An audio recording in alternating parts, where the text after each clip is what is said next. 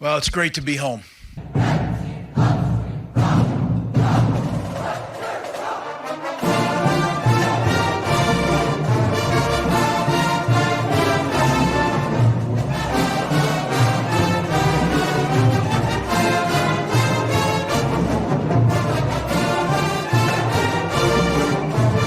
By 52, where he just keeps coming. I mean, right there, Mark, that's good coverage, but that is really good effort by that nose guard. Twist stunt coming, but he just keeps great effort.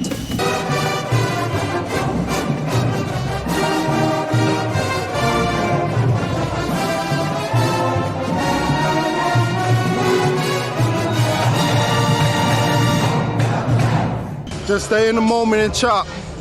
That's the key. Thanks for tuning in to more college football talk as we talk Rutgers football once again for the 2021 season. Actually, this is only the second show in the series. We were able to talk a little Rutgers football yesterday with the publisher of Rivals Football. And I have to make sure I correctly pronounce Richie's last name, Schneiderite.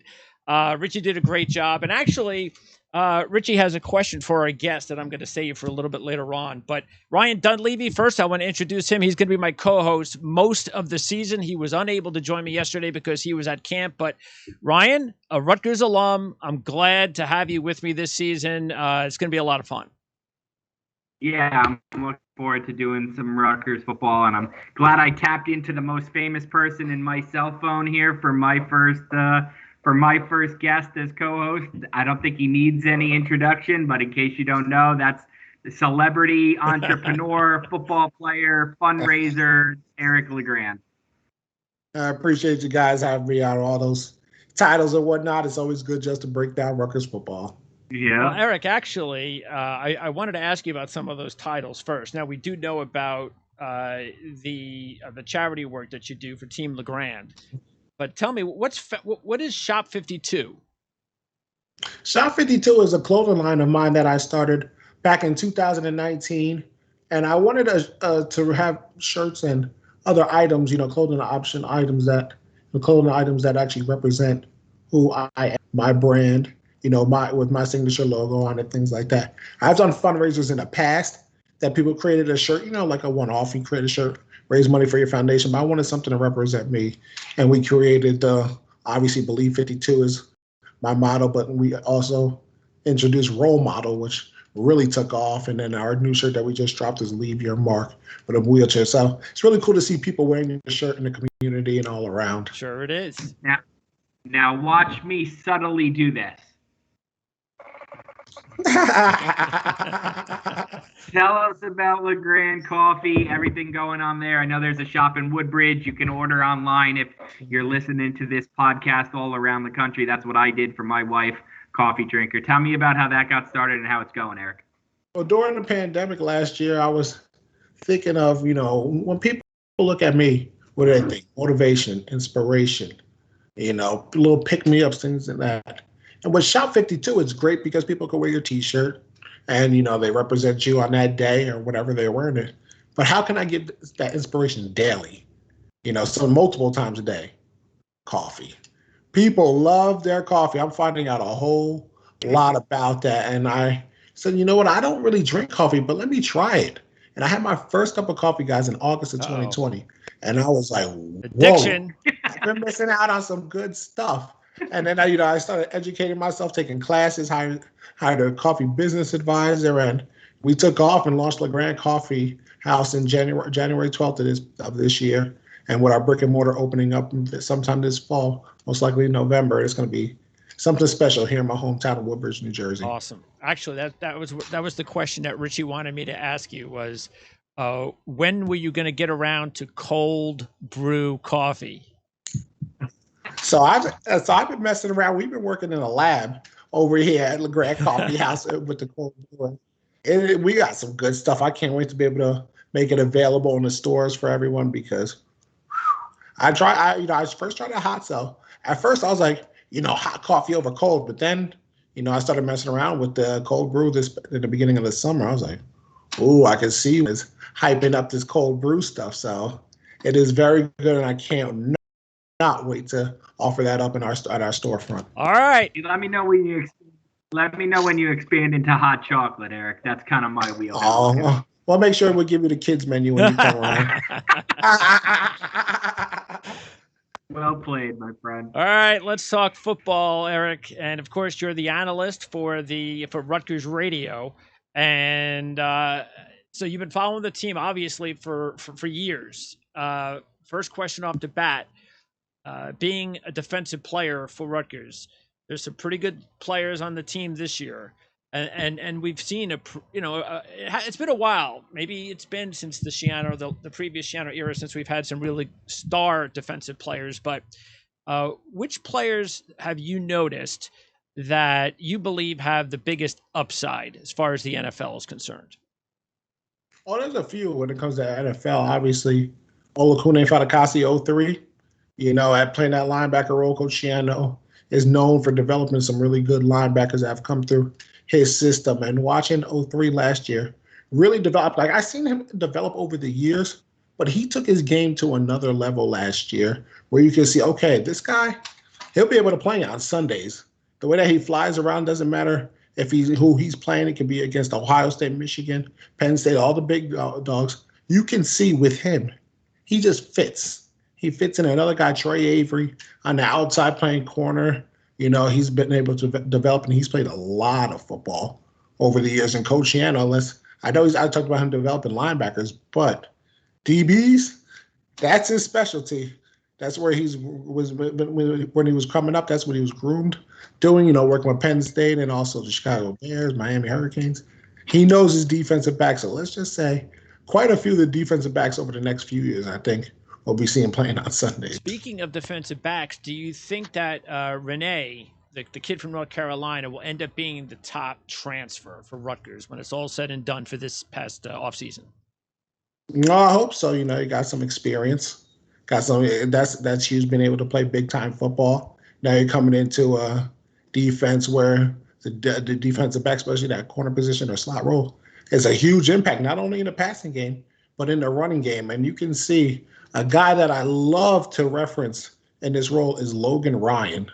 Look what he's done with the New York Giants and in his whole career.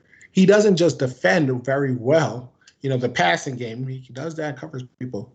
But you ever see Logan Ryan in the running game, he is not afraid to stick his head in there, set the edge of a defense, and that's something that Rainey can do for the Scarlet Knight defense. If you're playing in Coach Schiano's defense, you got to know how to tackle. You can't be afraid to throw it in. It's not let me make a career decision here.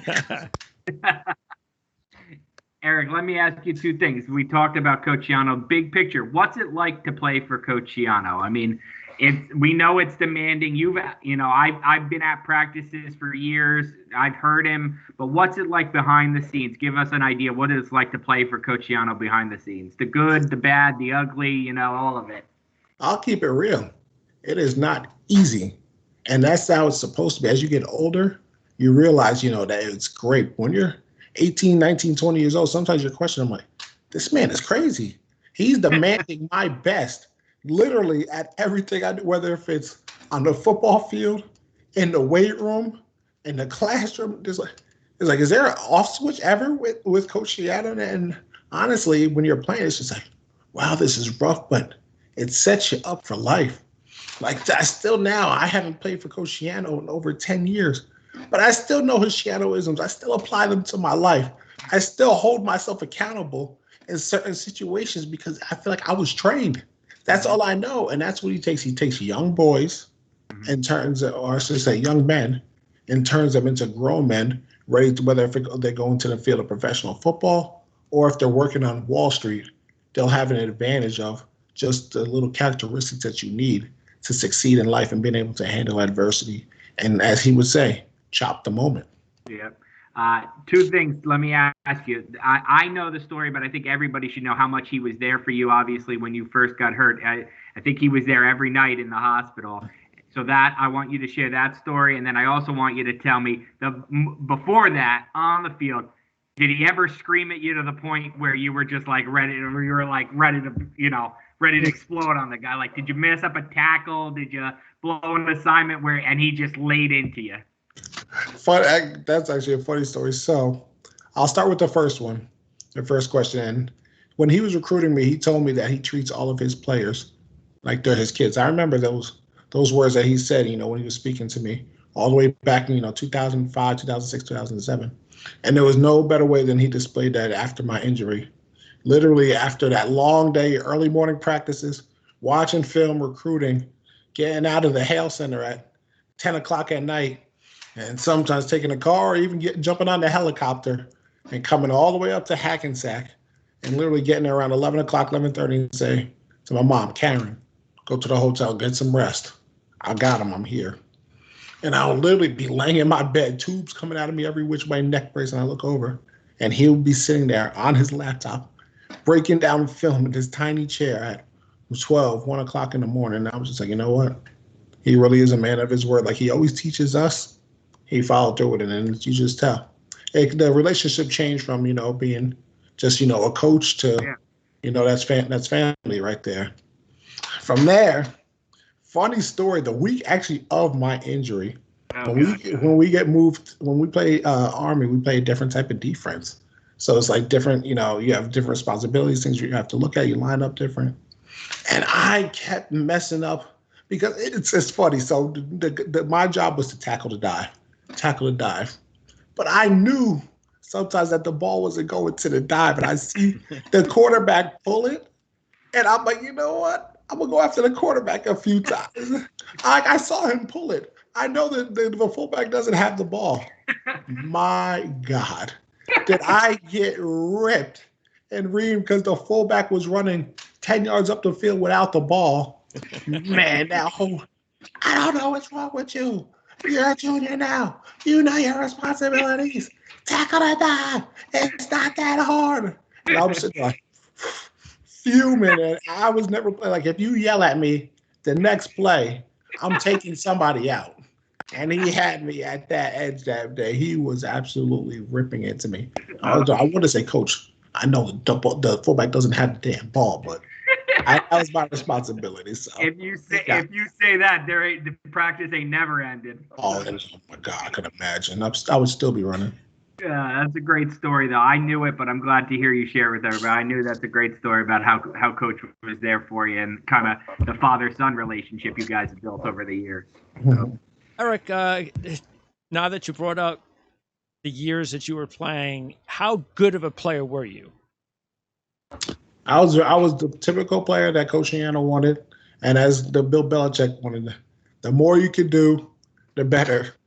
And that's why I could play lineup, play nose guard, play 3 tech, play defensive end. I'm running down on kickoff on special teams, punt, playing kickoff return. That's the type of player I was that utility player where you can pretty much stick anywhere and get the job done. And you know how that happened my freshman year? I got recruited here to play middle linebacker. I made my goal weight 232 pounds in the first day of training camp. I get moved to nose guard.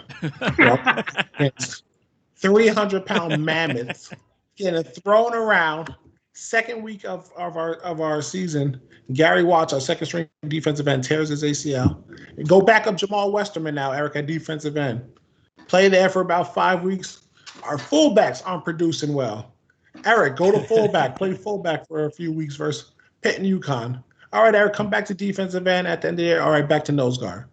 So that my freshman year was a whirlwind, and I remember saying to Coach, like, what are you doing? Like, this was not the plan. And he told me, Eric, he goes, Eric, I trusted you to get the job done at every one of those positions. You think I would have just threw any freshman in there if I didn't trust him to get the job done? I trusted you to handle the responsibilities and learn on the fly, and I threw you in the fire, and you're going to learn sometimes. Love is sacrifice, Eric. And that's where I said, you know what?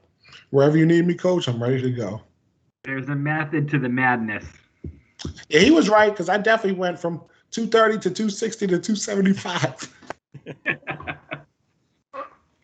Eric, back to this year's team. Tell me, you played Rutgers football. I covered Rutgers football for a long time. And, Mike Teal was a great quarterback. But then those offenses kind of just got stagnant, stale. And I watched Sean Gleason last year, and I was like, am I watching the Big 12? Like, what is this? They're throwing the ball all over the place. This isn't, Mohamed Sanu wildcat offense or Joe Martinek handed off to the fullback. This was like air it out and throw it all over the place. What happened to Rutgers football offense? Do you expect to see more of that this year? Hey, Ryan, let's just say I respect you because both of us being part of the broadcasting team, covering team, we've been a part of some stagnant on offense and trying to come up with some positive things to say. And watching last year, it was just like, whoa, Sean Gleason is really that mastermind. He knows how to use those 53.5 yards wide and those 120 yards that he has in the field. And he knows how to get guys in space and areas and utilize their capabilities, like Bo Melton. He can go deep, obviously, but Bo Melton can go across the middle. He'll find him across the middle on third down. Chris Shank, getting him in the screen plays, and even him taking the top off of a defense. Getting Isaiah Pacheco not only running the ball, but motioning out, catching the ball. Use of that tight end H-back position, I think, is really where we're going to see the next step of this Rutgers offense. That H-back role could be huge, and I'm excited to see now that 2.0 of Sean Gleason, because we got to see a little bit of it sprinkled here and there into the offense. Ohio State touchdown, I believe, Giovanni Haskins last year, and I think we're going to start seeing a little bit more of that. Let me give you a stat. I don't know if you know. Greg, you probably don't know it. Eric, you might. Noah Vedral is Rutgers' first starting quarterback, solidified returning starting quarterback, not a training camp competition, since 2014. If he starts every game, excuse me, I got that wrong. He's their first returning starting quarterback in training camp, no competition, since 2010. 2010. If he starts every game, he'll be the first quarterback to start every game in a season for Rutgers since Gary Nova in 2014. Those are 2 long time ago. So put me in a player's position, Eric, when you know who your starting quarterback is from day one of training camp, like the kids now know it's Noah Vedral. What does that do for a team's confidence? Oh, it's just a huge morale boost. So a guy that played defense, I remember when we were struggling on offense, our coaches used to get on us, like, don't say a word to them. Don't get all moaning and groan. Don't let them see you upset because, you want them to go out there and do their job. Knowing that you got a guy that's going to go in there already with that starting role that has the confidence to lead the offense, when you get onto that defensive side, it's just like, I did my job. Now let them go do their job and get us hyped up, and you work as a team to get it done. Sometimes it's hard. I'm not going to lie, it's hard. When it's one-sided and you got to play a lot of defense, you got to try to put your offense in good positions. But knowing that Noah's back there, watching what he was able to do last year, I have a lot of confidence in him growing and developing in this offense. As long as he can stay healthy, the Scarlet Knights can do some damage with him at quarterback. Because 14 was Gary Nova, who did a nice job. But even going into that season, he wasn't solidified as a guy. He had been benched for Chase Dodd at the end of 13. So really the last guy they had in Noah Vedral's position was Tom Savage in 2010. That's 100 years ago.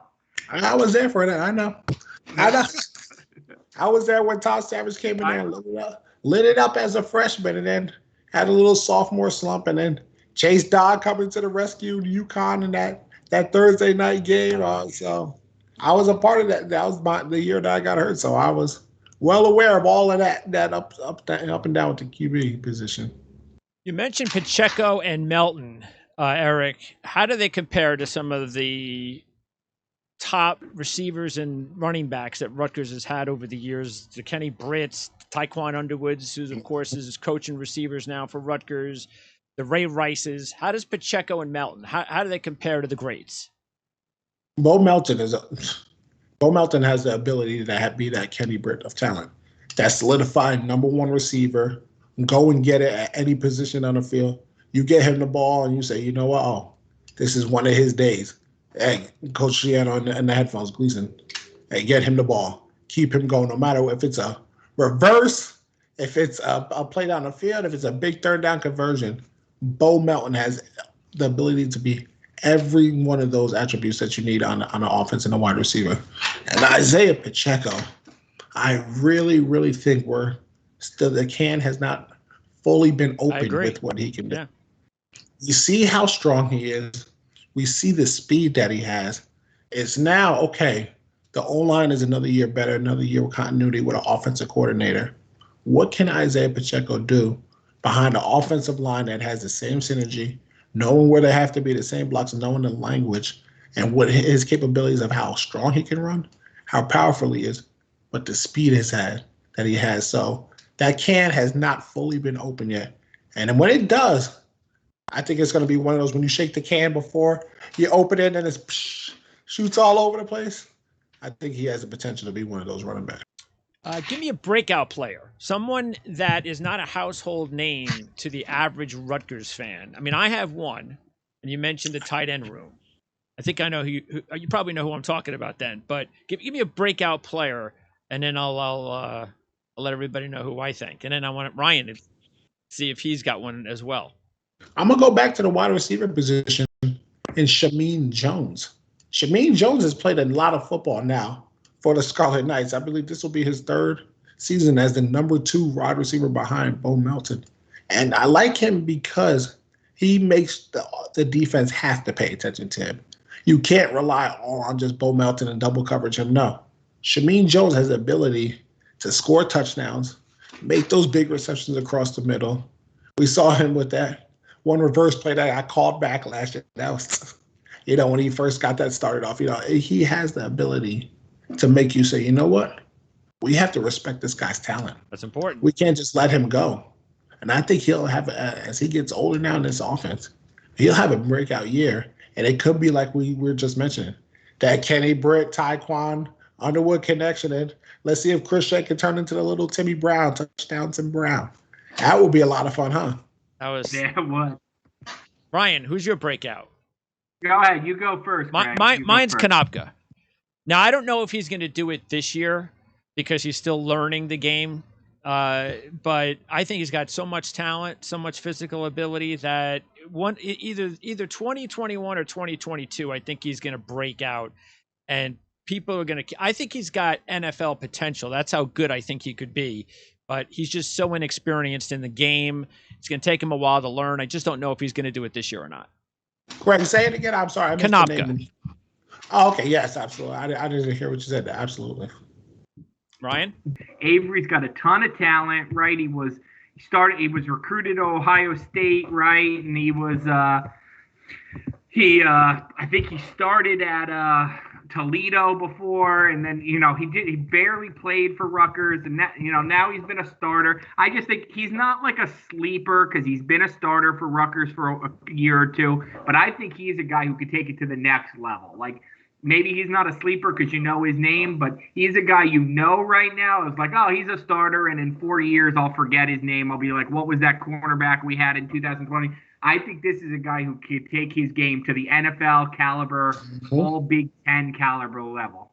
I told you earlier when we were saying, I said, Trey Avery's a guy that I'm looking for to have that NFL talent just because I know how Schiano develops defensive backs. Yeah. Yep. And you mentioned, I know, I'm going to pronounce it wrong, Crookshank. I know you mentioned him earlier. He's a guy you took. I tried to stay away from receivers after you took Shameen Jones out of my pocket. That's a guy who was really good the day I was there. But yeah, Crookshank is obviously a guy I think could take the top off defenses, so that could be fun. Yeah, that's the trick is going to be because obviously you have Underwood, and from all reports, Eric, he's been doing a really good job, not only recruiting, but developing these wide receivers. I think he's going to be a real huge part of the coaching staff moving forward. Oh, I think so too. Coach Underwood is another guy that I played with, the energy that he always had. He's always such a positive, upbeat guy in the locker room, joking around. And now he's bringing that same energy into recruiting, but developing the guys. You can tell that wide receiver room, they love him. He's still, fairly young. He's in his, low to mid 30s. Still get all the hype train. I think Coach Underwood, we got to keep him around for a while because he just fits the mold for us, and the guys love him. Eric, let me ask you a question, not particularly related to this Rutgers football team, but to Rutgers football in general. name, image, likeness. What are your thoughts on athletes getting paid? And are you worried, as a Rutgers football alum, that you guys might not be able to keep up with the Joneses, that, a top recruit who might come to Rutgers is going to get his, $50,000 car deal or whatever from Ohio State, and Rutgers might not be able to keep up with that. How do you see it as an athlete, and how do you see it now as a, fan of the program? Are you worried about it? I wouldn't say necessarily worried, but I understand, now what this is a whole new role. And if you know Coach Schiano the way that I know Coach Schiano, he has a whole plan on how to keep recruits and say, to tell them the right things, and seeing what the NIL deals can do. Obviously, I went into it with the business with LeGrand Coffee House. I wanted to make sure right away I took care of my Rutgers people. We got Geo Baker, who's a huge voice into the NIL. He'll be approved. So I want to make sure I got him. Bo Melton was our first guy. 03. We wanted to make sure we took care of him. We even got into some of the Rutgers field hockey players, and gentleman Mancini, and we also got Sam Kroger from this women's soccer team. John Paz is one of the guys that I really wanted to be a part of it as well. So I think it's going to be something that really has to be taken into consideration now with recruiting purposes. But I know Coach the way that I know him. I know him, Will Gilkerson, Kevin McConnell. They'll be coming up with a plan, Jordan Wilkinson's team. As far as recruiting, that's what's really getting most Rutgers fans excited more than anything. The recruiting news, obviously, getting a quarterback, a 4-star quarterback from Kentucky, getting Jacob Allen, the top player in the state. The class is exciting the fans and making fans believe that maybe this is just the beginning. And wow, if it is just a beginning, it's looking awfully good as far as the future is concerned. How surprised are you that it's happened this fast with Schiano in just his second year? The recruiting class might be one of his best. I'm not surprised. I know the man very personally. I know how he operates. Been a part of the program. I know when him stepping away, taking the job down in Tampa, that he had a humbling experience. But then he was able to use that time to learn under Nick Saban. Urban Meyer, who he still gives credit for, saying he thought he recruited hard until he met Urban Meyer. Having Bill Belichick in his back pocket as an asset to talk to. I'm not surprised. I know how this works. I know how well he does, and I know how hard he works. The guy's a machine. And his staff, he pushes them. I know that they're long days and long nights, but you can see the return investment coming back, because it's different than when you can just say, yes, come to Ohio State. We have this, and that. We've done this and that, compared to actually developing relationships with these players. And Eric, how much do you, relish or welcome the responsibility and the power, I guess, that you kind of have? I remember, and I'm asking because as you're talking about Coach Schiano, I remember I was there the day Rutgers, Ohio State, 2019, when you were on the field and you said to the Board of Governors, you know what you need to do. I mean, that carried a lot of weight. You carry a lot of weight there. How much do you relish that? Because that deal was falling apart to bring Schiano back until you were on the field, and you could have been PC and you could have said, Board of Governors, I trust you, whatever, but you swung the hammer a little bit there. Yeah, I remember that day. That got a lot of popping. I still got to get on Politi because he's been taking me off the juice list that he puts out every guy acts like I got no juice in the state after giving it 1 year. So I got the juice. I got the juice. You see that? I got stones on my neck, blood on my set, water on my wrist. I gotta get Politi beef. Make sure we get on him for that. But no, I spoke my mind. I knew what I felt, and I knew that Coach Schiano was the right guy, just from how I've gotten to know him over the past 15 years now. And I wanted the main thing, I wanted the kids at Rutgers now, the guys that are there now, to have that opportunity to be successful.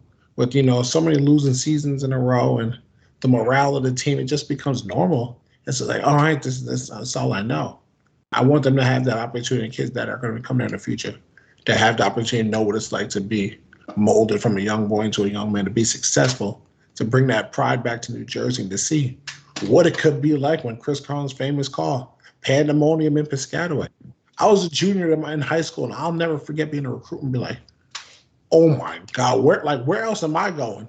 Yeah. I got to storm the field twice as a recruit versus Louisville. Then when we beat USF in 2007 when they were the number 2 team in the country. They need that. Well, for all Rutgers fans everywhere, we appreciate it, Eric. No question about it.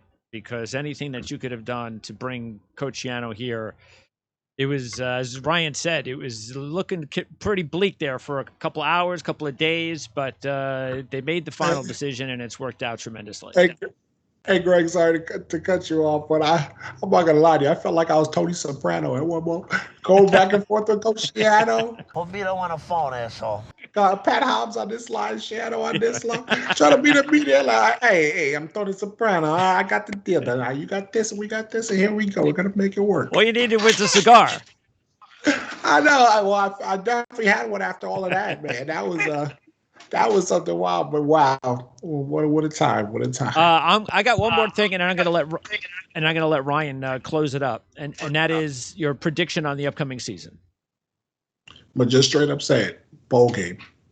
We're going to a bowl game.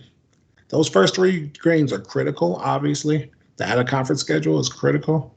But they get 3 for 3 on those. Buckle up, guys. Hopefully, it'll be somewhere nice and warm where we're going. They won 3 Big Ten games last year, so they should be able to, do it again. I believe it. I know Schiano likes the pressure too, so I'm putting it on him. Yeah, I like that. Last thing, Eric. We did all your businesses, we did all your stuff in the beginning, but obviously the most important thing to your heart, to my heart, it means a lot to me, is Team LeGrand. Tell me a little bit about the fundraising aspect, where you guys are right now, and any kind of update on where you are in your physical therapy.